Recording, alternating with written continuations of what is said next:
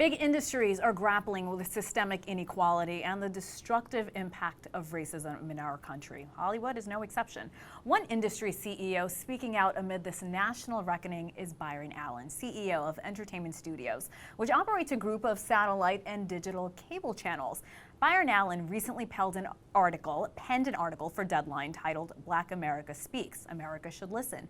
And we are proud to say he's with us now. Byron, welcome to the show. We're so excited to have you.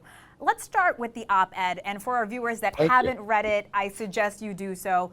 Very well written. You say in the order to never come back here again as a nation, we need to achieve Dr. Martin Luther King Jr.'s vision of one America.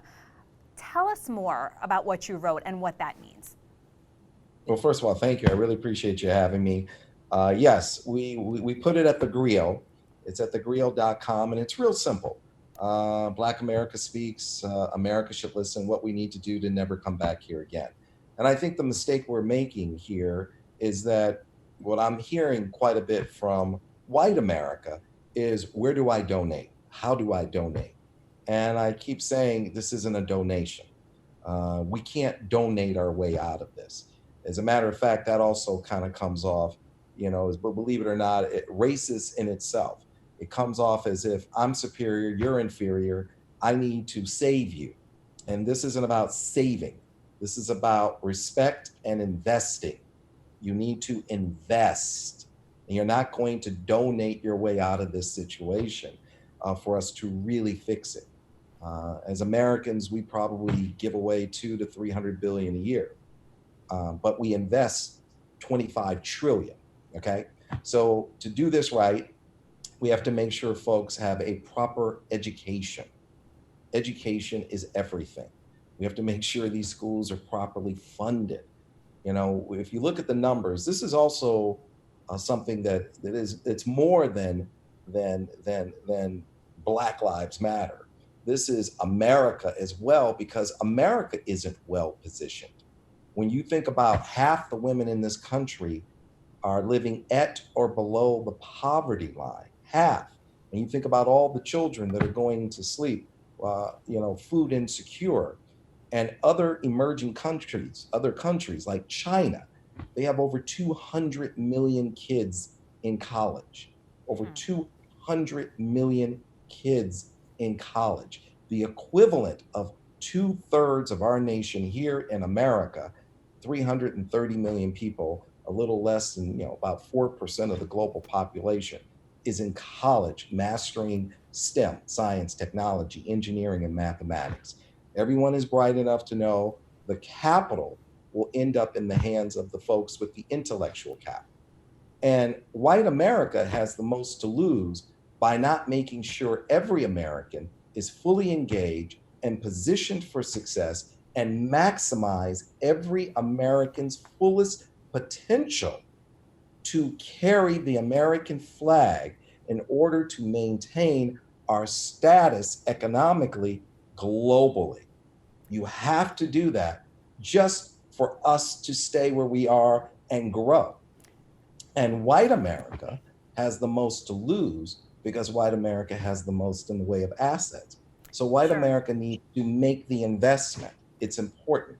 So education and making sure folks have access to capital, bank loans, home loans, school loans. I think education should be free for all Americans, all Americans.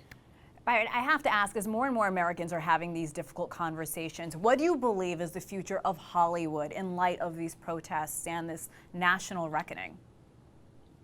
I think that will reconcile itself. Hollywood will always move towards the money, and there's an enormous amount of talent in the Black community and money to be made in the Black community. It's not show business, it's business show. Hollywood will more than always chase the money. That will get course corrected.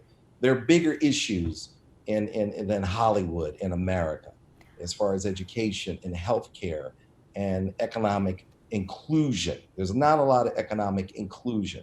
And as I said in my op-ed in the Griot, America kills us in the schoolroom and kills us in the boardroom and kills us in the courtroom long before they kill us in the street.